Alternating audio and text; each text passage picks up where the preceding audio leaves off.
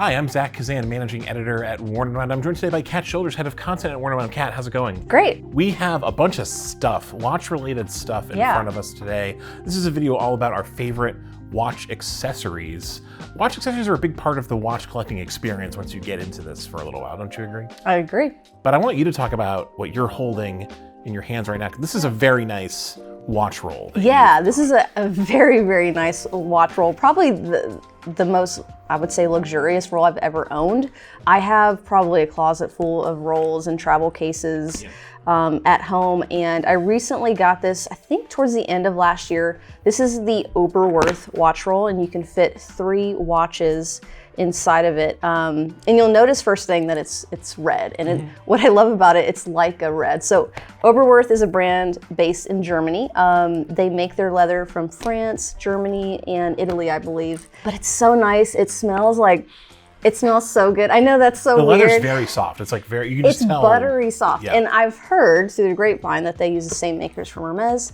Can't confirm or deny that, but the leather is so soft and it smells so good. And yeah, this has actually been my favorite travel roll. If I'm bringing more than one watch, obviously, on a trip. Yeah, I was gonna ask if you use that for travel or if it's more something that you store watches in at home, but that's like a really great form factor for travel. Yep, you can stick it in a backpack at the bottom, and it's very protective. I mean, the watches are in there by snaps. And so you can snap them in and out pretty quickly, but it's also super secure too. Yep. So the watches are not bumping around or anything like that. I also brought a travel case. This is just a simple leather case with a zipper. It holds 2 watches. It has a little divider here to keep them secure. Really meant for watches on straps, although you could put a bracelet watch in here if you were feeling, I don't know, like you wanted to risk it all and didn't care about scratches. But this is just it has a hard shell that I feel like it protects a watch, and it's small. It's very simple. I think that it's easy to kind of overdo it with some of these accessories. All you really want in a travel case for watches is something that will get your watches from point A to point B and not damage them. I think that's the I feel like this is it's not going to be crushed by anything in your bag, and you can feel pretty safe putting a couple watches. I do like the divider. There are some cases where you can put 2 watches if the watches sometimes rub against each other. Yep. But this is nice that it has that little felt divider in between. Yeah. Really cool. Okay, let's move on to tools. Another very important watch accessory that we need to discuss. You brought some tools here from Everest. Why don't you tell us about them? Yeah, so I think moving beyond travel cases, which are usually essential, you gotta have some tools, right? You wanna change your strap to a bracelet, your bracelet to a strap, or maybe you just wanna size your bracelet too. So I think having a really good pair of tools is important, and these are my favorite by far. This is the Everest Premier bracelet changing toolkit. It comes with a spring bar tool, both for vintage and modern watches, which is kind of nice, and then also a screwdriver for screws that are in your bracelets to take off. It's very well made. I'll take them out of here. But you have one side that's for vintage lugs, so you don't damage, and then you have sort of the modern, smaller version that you can fit into more modern day cases. But the tools are high quality. I can't tell you how many cheap Amazon tools that I've bought over the years.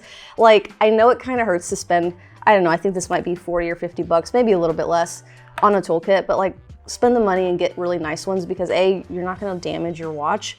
And you'll get a lot less cuts in your hands too. It's way too easy to injure yourself. Oh my gosh, yeah. Changing a strap. The tolerances are so tight. If you miss just a little bit, something's gonna go flying and you stab yourself. It's very easy to do.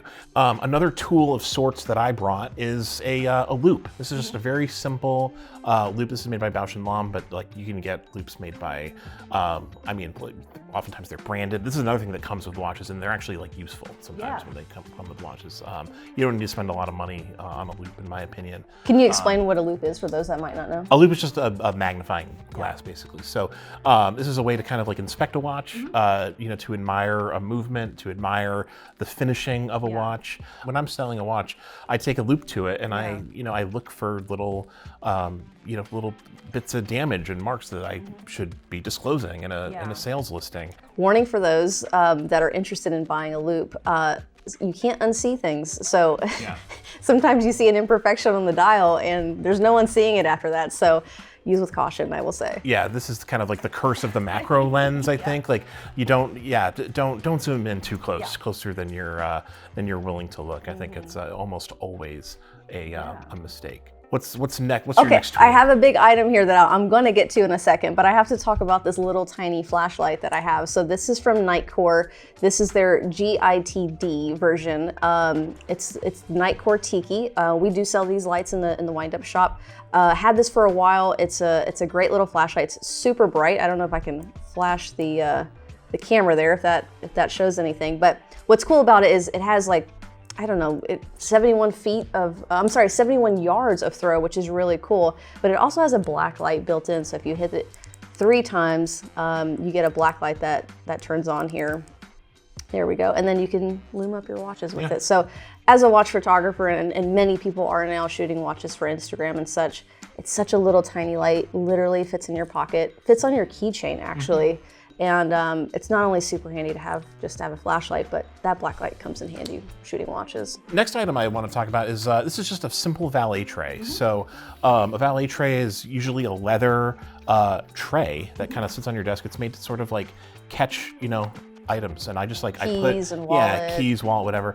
I have a bunch of these kind of like around my home, and they just all kind of have watches living in them, and it just feels nicer to kind of like lay your watch down on leather than on like a harsher surface where you might scratch it or damage it in some way. And it's just kind of a nice looking sort of like desk accessory. Yeah, these are super nice. I have one at home too. What's great about this one too is that you can lay it flat and put it in a suitcase or put it in a bag to travel with, and then it has these snaps in the corner that you can kind of build it up into its little tray, which is nice. But I have one that I actually travel with when we go on to Watches and Wonders. We're there for 5 to 10 days, and I like to have a nice little place for my ring and jewelry and watches to sit in. So it's nice to travel with too. All right, let's talk about your watch box. Yeah. So I borrowed this one from the shop while we're here in New York, but I have this exact same color at home. It is my favorite watch case that I've ever owned, and I'm not just saying that because it's sold in the wind-up watch shop. This is our wind-up toolbox. It literally looks like a toolbox that you would find in your garage. Anyone that comes to my house comments on this watch box. I usually pull it out when I have guests, and you can see the display of watches that are usually inside of it, which is really cool. But it fits up to 12 watches, and there are these little felt, obviously soft little pads that you can put your watches on, but they fit big and small bracelets alike. It looks great on a desk, on a dresser, a bedside table. You can see all of your watches from the top, like I said. And this is one of my favorite watch accessories by far. Yep. I've got a couple of these at home too. Again, it's not an ad. We actually use our wind-up watch shop toolboxes. It feels vintage. It feels cool. I love the green. It sort of reminds me of an old car. And I've gotten to shoot these a few times for the shop, and I want to keep them every time I get them in because they're so awesome. But we have one more item I want to talk about. Oh yeah. This is soap. People, clean your watches. I will say, I don't know if you should necessarily use this exact type of soap. I use like just a drop of Dawn in water and like a soft bristle toothbrush, and then clean them off with a lint-free cloth, a clean lint-free cloth like this. And that usually does the job, gets your watches clean. Yeah, it's super important. I always try to give my watches a bath, I guess, so to speak, every few months because it gets nasty and sweaty and dirty. And if you have to sell a watch, I don't want my DNA kind of like traveling all over the world. There's like so many cleaning products out there, but I will say that like bare bones, just a little bit of soap, a very soft bristle toothbrush. It's so cheap. You can find this anywhere, and a nice little microfiber to dry it off with is all you need. This was fun talking about accessories. We'd of course like to hear what you think of as like kind of the essential watch accessories. So leave that in the comments. Let us know what you're using, what we missed. We'd love to hear about that. And stay tuned for much more coming to you from the Worn and Wound channel soon.